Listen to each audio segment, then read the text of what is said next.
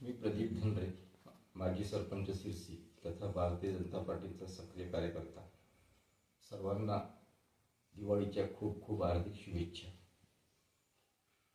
संधी मिळाली एक संजय निराधार अनुदान योजनेचा कमिटीच्या सदस्य नात्यानं विभागातील विधवा महिलांना, ज्येष्ठ नागरिकांना शासनाचा जी सवलत मिळते त्या सवलतीसाठी एक प्रामाणिक प्रयत्न करून सामान्यांना, अपंगांना, विधवांना जो एक प्रामाणिक न्याय देण्याचा प्रयत्न माझ्याच्याने शक्य आहे तेवढा जास्तीत जास्त प्रमाणात गोरगरिबांना त्यांच्या